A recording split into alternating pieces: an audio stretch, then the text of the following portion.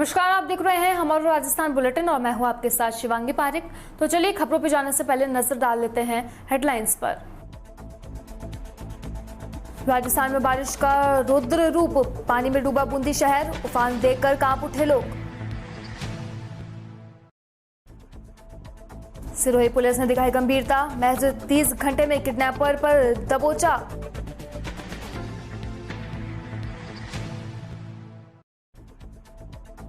दिन ब दिन शराब माफिया हो रहे हैं बेलगाम, दिन भर धड़ल्ले से मनमानी रेट पर बेची जाती है शराब।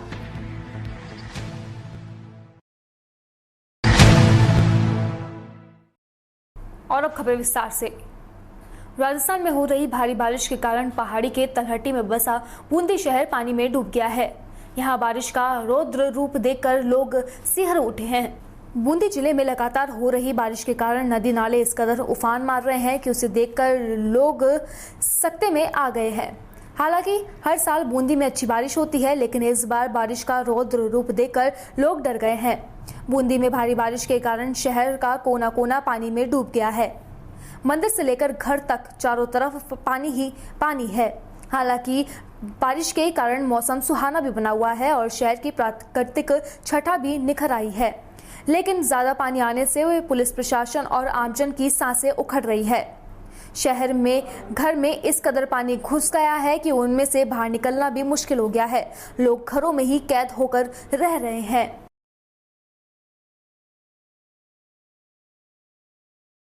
खबर टोंक के दूनी से है, जहां पर लगातार एक सप्ताह से हो रही तेज बारिश के बाद में चंडावड़ा गांव निवासी हंसराज पुत्र धनाराम बैरवा का कच्चा घर अधिक बारिश होने से गिरकर धराशायी हो गया है, जिसमें घरेलू सामान, अनाज, बिस्तर, कपड़े व अन्य कई कीमती सामान टूटने से बहुत बड़ा नुकसान हो गया।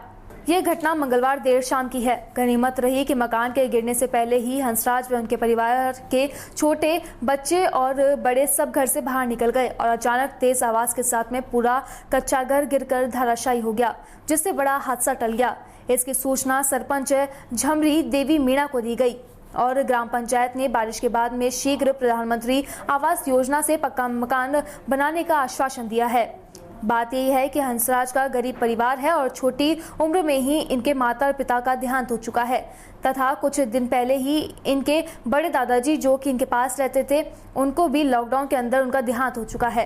अब हंसराज के परिवार में उसके 2 बच्चे, पत्नी और बड़ा भाई है, जो कि वह जयपुर में मजदूरी कर हंसराज का घर चला रहा है। कुछ जमीन भी है जिससे परिवार का जीवन यापन नहीं हो पा रहा।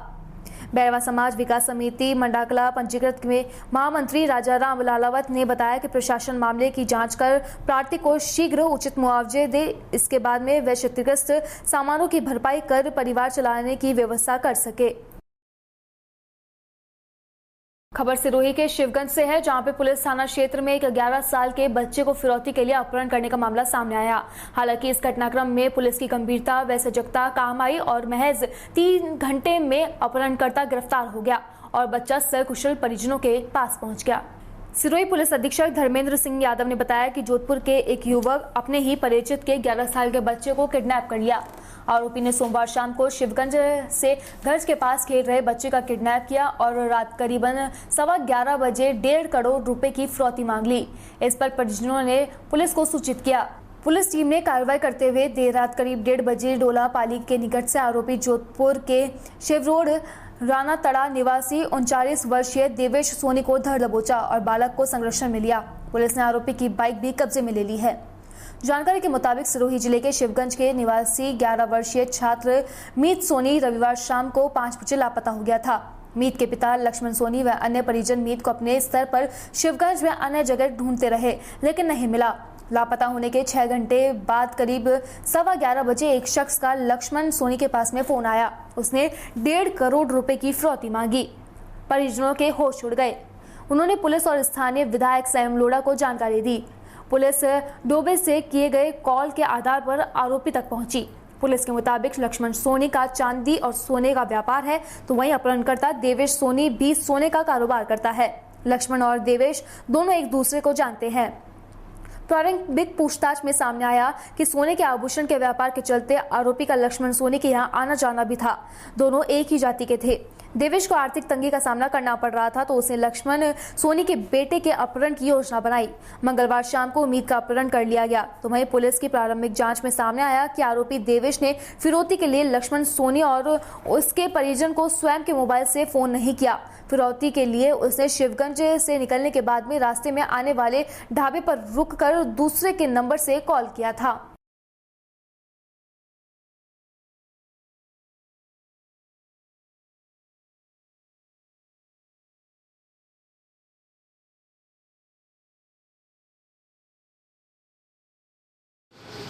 कल देर रात शिवगंज पुलिस को एक 11 वर्षीय बालक के अपहरण की सूचना प्राप्त हुई थी।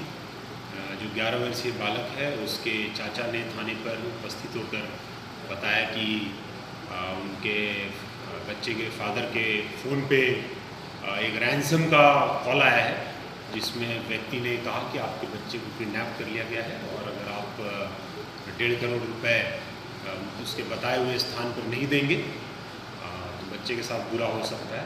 इस पर त्वरित संज्ञान लेते हुए एसएचओ ने उच्च अधिकारियों को बताया और जिसमें एडिशनल एसपी मेरे द्वारा और सीओ सिरोही हम सब थाना क्षेत्र की तरफ रवाना हुए और तकनीकी विश्लेषण हमने जो कॉल आया था उसका तुरंत चालू किया। साइबर सेल ने काफ़ी अहम भूमिका निभाई और तकनीकी जो विश्लेषण हुआ उसके आधार पर सीओ सिरोही मदन सिंह जी वो पाली क्षेत्र में ढोला करके जो जगह है वहाँ उनके द्वारा एक सर्च ऑपरेशन चलाया गया और जिस पे किडनैपर को बच्चे सहित दस्तयाब किया गया है। किडनैपर जो है वो जोधपुर में रातानाड़ा का रहने वाला है और किडनैपर जो है और जो बच्चे के पिता है उनमें आपस में पहले ये जो किडनैपर है बच्चे के पिता के ज्वेलरी के दुकान पे काम करता था और कोई पैसे से संबंधित बात को लेकर उसने ये घटना कारित किया है, ऐसा ये प्रथम दृष्टया बात सामने आया है। बच्चे को सुरक्षित रेस्क्यू कर लिया गया है, कोई इंजरी नहीं है, कोई विशेष बात नहीं है उसमें। और इसमें पुलिस टीम में CO Sirohi Madan Singh ji, SHO Shivganj Buddharam, cyber cell के अधिकारी और पुलिस थाना के अन्य कर्मचारियों ने काफ़ी अहम भूमिका निभाई और इसमें जनता और अन्य विशेष लोगों द्वारा भी पुलिस की कार्रवाई की विशेष सराहना की गई। खबर अलवर के ततारपुर से है, जहां पे वांछित अपराधियों की धरपकड़ हेतु विशेष अभियान के तहत निरंतर कार्रवाई करते हुए सर्विसल वाटर पंप सेट पंखा चोरी करने वाले 3 मुलजिम कबाड़ी शीश राम खटीक सहित गिरफ्तार किया गया। खरेटा सरपंच एनमा के द्वारा थाना ततारपुर में रिपोर्ट दर्ज करवाई गई थी कि ओम प्रकाश नायक के घर के पास में सरकारी पानी की मोटर ठीक करवाने के लिए बाहर निकाली गई थी, जिसका पंखा वहीं छोड़ दिया गया और मोटर के पंखे की चोरी होने के बाबत दर्ज कराई गई थी। थाना प्रभारी ने कार्रवाई करते हुए मुखबिर की सूचना पर दबिश देकर मुलजिमों को माल सहित गिरफ्तार कर लिया है।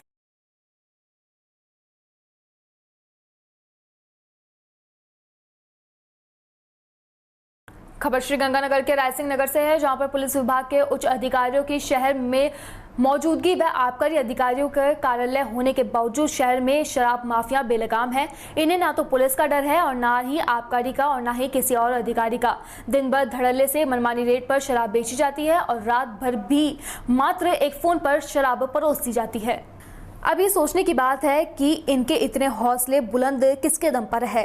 एक फिल्म में एक गाना गाया जाता था कि जब सैया भय कोतवाल तो डर काहे का। यह गाना रायसिंह नगर ठेकेदारों द्वारा गुनगुनाया जा रहा है। रायसिंह नगर में प्रशासन इस तरह गूंगा बहरा अंधा हो गया है कि जिनको देखकर शहरवासी में काफी रोष नजर आ रहा है।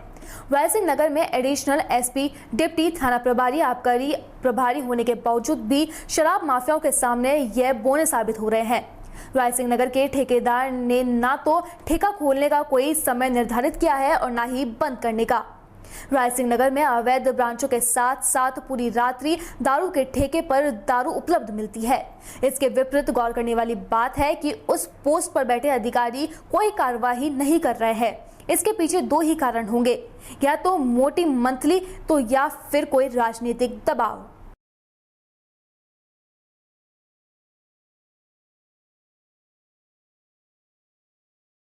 राजधानी जयपुर के उदयपुरिया मोड़ पर स्थित university of engineering and management Jaipur campus में आज वैक्सीनेशन कार्यक्रम का आयोजन किया गया। इस दौरान यूनिवर्सिटी कैंपस में प्रेस कॉन्फ्रेंस भी रखी गई। पत्रकारों से बातचीत में वाइस चांसलर विश्वजीत चटर्जी ने कहा कि यूनिवर्सिटी के संचालक प्रोफेसर डॉक्टर सत्यजीत चक्रवर्ती अच्छी शिक्षा के साथ साथ समाज सेवा के कार्यों में भी अग्रसर रहते हैं।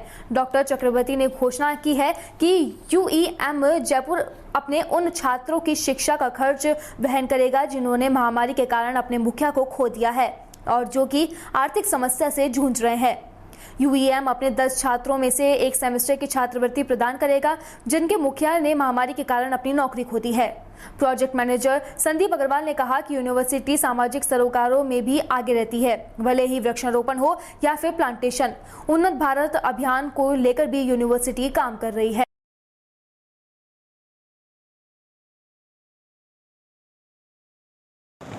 ये पैंडेमिक में जो संकट है इसको हम यूईएम जयपुर में अवसर में कैसे रूपांतरित किया। इसमें हमारा प्लेसमेंट्स हम लोग पूरा इंटरनेशनल प्लेसमेंट्स के तरफ बहुत ज़्यादा ध्यान दे सका। जो बच्चे सोचते थे जयपुर या दिल्ली या बेंगलोर के कंपनी में उसका प्लेसमेंट होगा, उनके लिए अमेरिका का कंपनी अभी ऑन है, क्योंकि वो प्लेसमेंट्स अमेरिका के कंपनी में भी उनका हो सकता है क्योंकि ऑनलाइन प्लेसमेंट्स हो रहा है। यूईएम जयपुर में 2021 में 72 लाख रुपीज़ 72 लाख रुपया सालाना का पैकेज मिला है, जो कि पिछले सालों से मुकाबले ज़्यादा है क्योंकि बाहर के कंपनी से उसको प्लेसमेंट मिला है। Giga data centre Atlanta USA से 2022 में जो बच्चा निकलेंगे, पास होके निकलेगा, वो बच्चों का प्लेसमेंट हम 2021 में अभी शुरू कर चुका है। और ऐसे इसलिए कर पाया क्योंकि वही बात ऑनलाइन में प्लेसमेंट्स हो रहा है, तो सिंगापुर के कंपनी, दुबई के कंपनी में उसका प्लेसमेंट हो रहा है। तो ये बच्चे जो है, नाम है श्रेयस्कम घोषाल, तन्मय कौड़मोकार, ये सारे बच्चे जो है, इन लोगों को ऑलरेडी सिंगापुर, दुबई में 2022 में वो पास आउट होगा, उनका जॉब लग चुका है।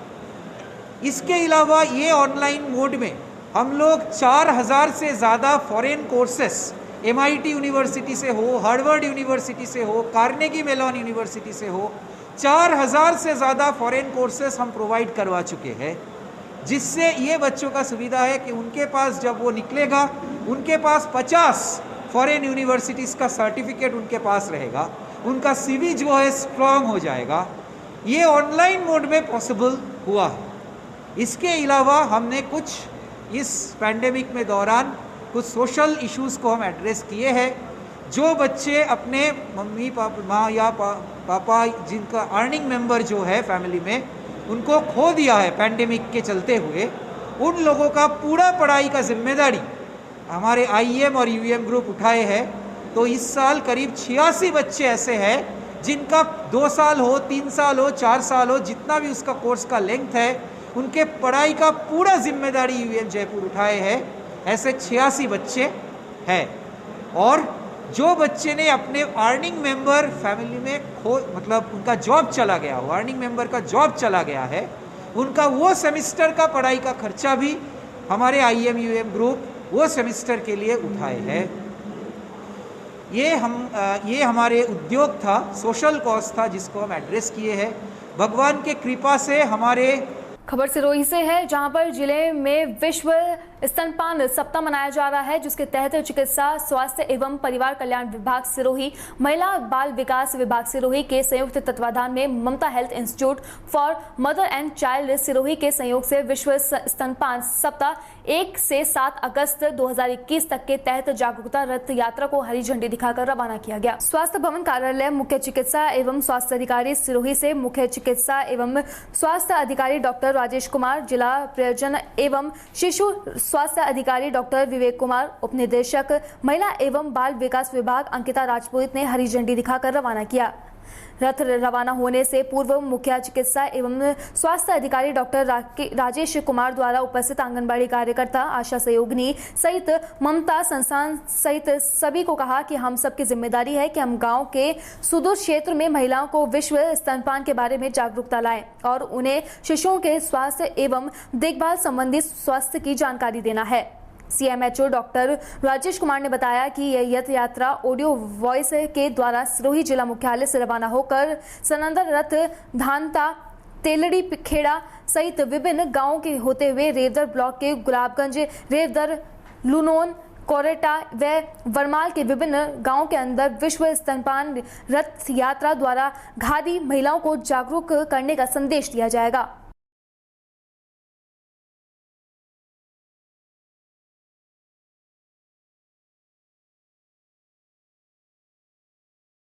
खबर मकराना से है, जहां पर बुधवार को राजस्थान विधानसभा में नेता प्रतिपक्ष की भूमिका निभा रहे भाजपा नेता गुलाबचंद कटारिया के भाषणों में अमर्यादित टिप्पणी को लेकर गच्चीपुरा के दलपत सिंह के नेतृत्व में मकराना विधानसभा क्षेत्र के नागरिकों ने राजस्थान सरकार के मुख्यमंत्री अशोक गहलोत के नाम एक ज्ञापन मकराना तहसीलदार दिनेश कुमार शर्मा को तहसील कार्यालय पहुंचकर सौंपा है। ज्ञापन में अवगत करवाया गया है कि भाजपा नेता कटारिया निरंतर अपने सार्वजनिक उद्बोधन में सामाजिक एवं धार्मिक टिप्पणियां करके सर्व समाज में धर्म विलंबियों एवं अनुयायियों की भावनाओं को आहत करने का कार्य कर रहे हैं।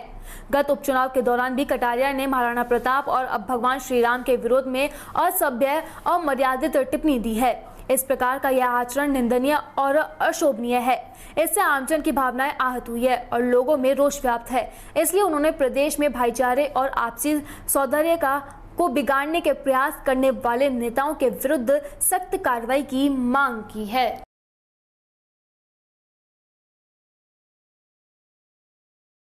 खबर सिरोही के जावाल से है, जहां पर समीपवर्ती पाड़िव के बलवंतगढ़ में मंगलवार को एक रिजॉर्ट में सिरोही उपखंड स्तरीय स्नेह मिलन कार्यक्रम का आयोजन किया गया। कार्यक्रम संयोजक पुनीत भाई अग्रवाल के अनुसार कार्यक्रम के मुख्य अतिथि उपखंड अधिकारी हंसमुख कुमार ने कहा कि आप लोग कोरोना जैसी महामारी बीमारी में मेरे साथ कंधे से कंधा मिलाकर साथ चले और इस महामारी बीमारी में हम सभी ने जंग जीतकर आम लोगों को कोविड महामारी से बचाया है। आप लोगों से अनुरोध करता हूं कि आप हमेशा प्राकृतिक आपदा हो या फिर महामारी हो, हमेशा साथ रहना चाहिए। उपखंड अधिकारी ने कहा कि सिरोही उपखंड में भामाशाओं ने कोरोना काल में एक अलग ही जनसेवा कर मिसाल कायम की है। इस सेवा से दूसरे लोग भी प्रेरित होकर आगे आएं और आम लोगों की सेवा करें। मेरा सिरोही से अलग ही लगाव है। मैं अपने कालंदरी नायब तहसीलदार, सिरोही तहसीलदार और सिरोही उपखंड अधिकारी के पद पर रहते मैंने लोगों की सेवा ही की है। जो सिरोही की जनता ने मुझे प्यार दिया है उसे मैं कभी नहीं भूल सकता। उन्होंने कहा कि साधु व नदी को हमेशा चलना ही चाहिए। ये दोनों अगर स्थिर हो जाएंगे तो अपना वजूद खो देते हैं। पुलिस उप अधीक्षक मदन सिंह चौहान ने कहा कि हमेशा साधु प्रवृत्ति के व्यक्ति का ही सम्मान होता है, जो अपना अस्तित्व मिटाकर आम लोगों से के प्रति रात दिन का एक करता है। जो अधिकारी के पास में समस्या लेकर आता है उसकी समस्या सुनकर उससे समझने और तीव्र समाधान करे, लोग उसे हमेशा याद करते हैं और उसी का सम्मान करते हैं। समारोह में उपस्थित सभी अधिकारियों को हिदायत देते हुए कहा कि आज इस कार्यक्रम को देखकर ऐसा महसूस हो रहा है कि जो उपखंड अधिकारी के प्रति लोगों का प्रेम व स्नेह उनके दिलों में जगह बनाकर काम कर रहा है और ये इसी का फल है।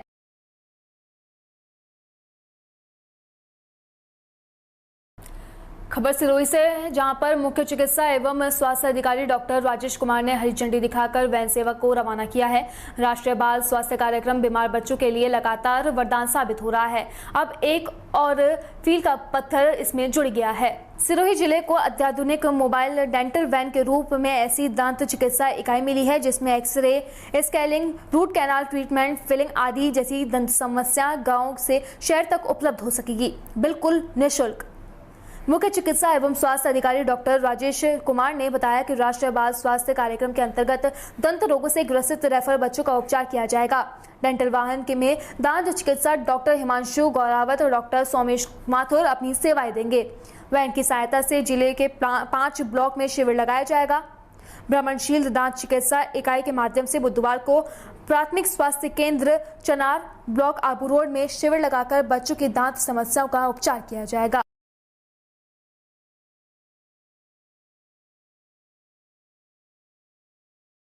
फिलहाल हमारा राजस्थान बुलेटिन में बस इतना ही। देश और दुनिया की तमाम खबरों के लिए देखते रहिए DPK न्यूज। नमस्कार।